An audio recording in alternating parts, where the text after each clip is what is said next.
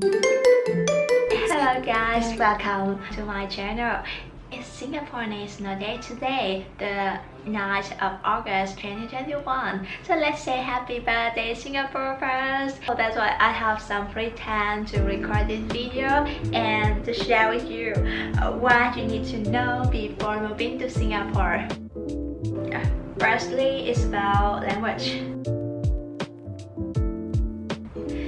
Do you know that the national language in Singapore is Malay? However, the official language is English. And apart from English, you can also see some other languages on bus, on train, like Chinese, Malay, and Tamil. People also say that the language is English because although they speak English, there are a lot of words coming from some dialects like Cantonese, Hokkien, or Malay. Singaporeans don't say "oh man," they say "walao eh." Singaporeans don't say it like that. They say like that. I think it's interesting one person can speak more than 2 languages here, right? And if you are not an English native speaker like me and you move to Singapore and live for a while, your English will be improved. Is it true?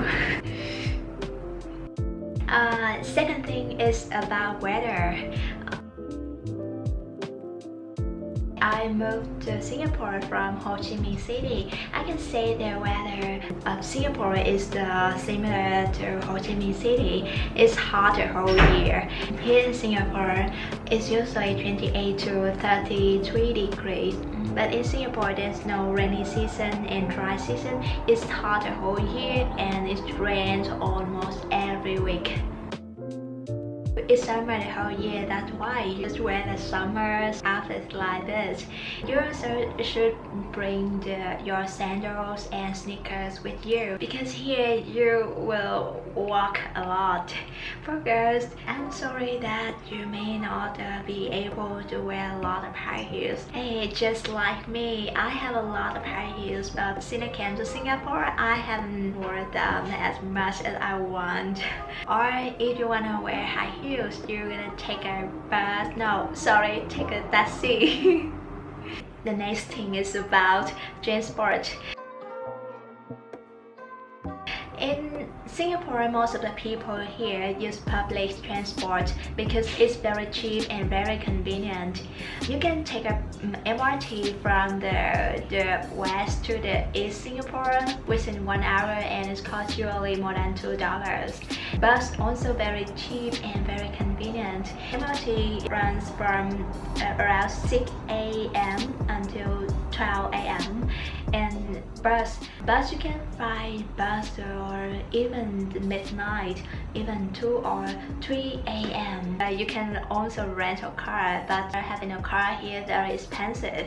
So most of the foreigners here, they either take public transport or they take a taxi or Grab. Grab here is also very cheap. I mean not really cheap, but it's acceptable. It's around $7 for a short distance and $25 for a long distance. But Grab here doesn't have a lot of promotion like when I was in Ho Chi Minh City. Okay, another type of transport is riding a bicycle. You can buy a bicycle and you ride with me in Singapore.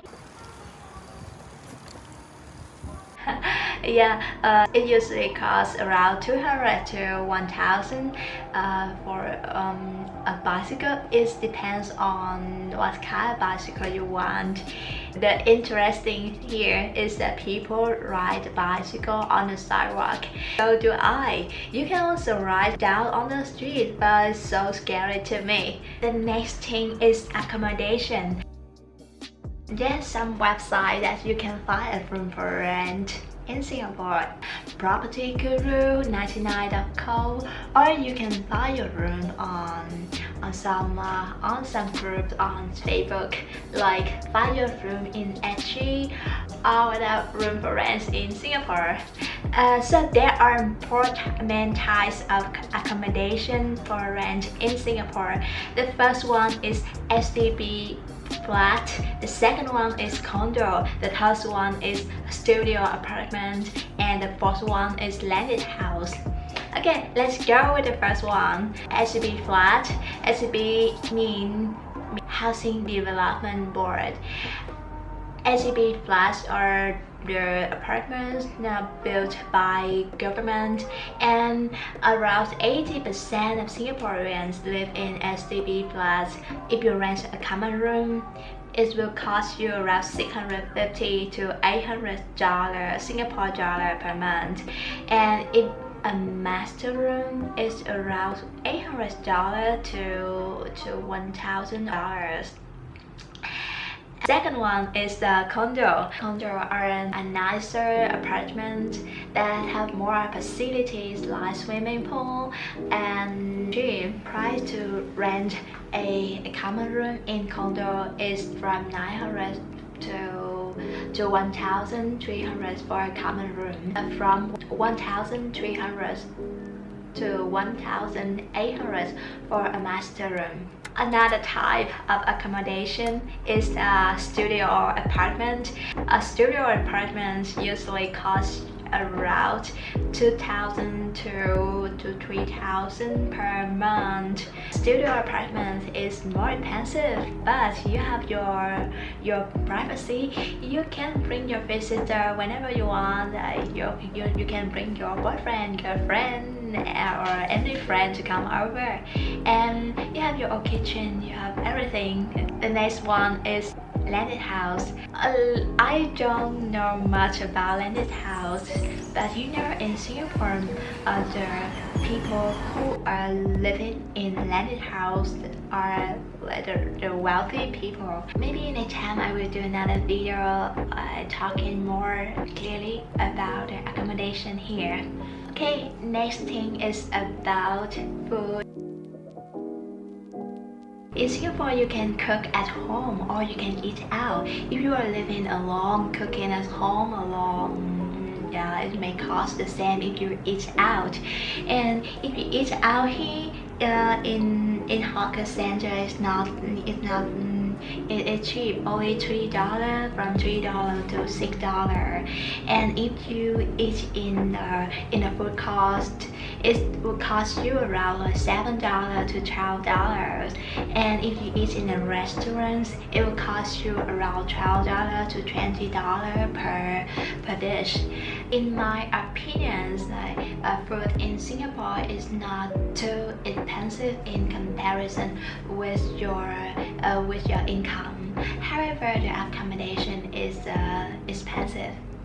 The good thing is in Singapore you can buy your food from anywhere in the world.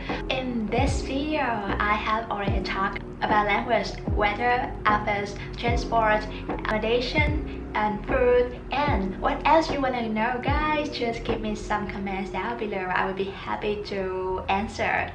If you like my video, remember to give me a thumb up and subscribe to my channel. I wish you guys a great day, a great life, and I will see you in my next video. Goodbye.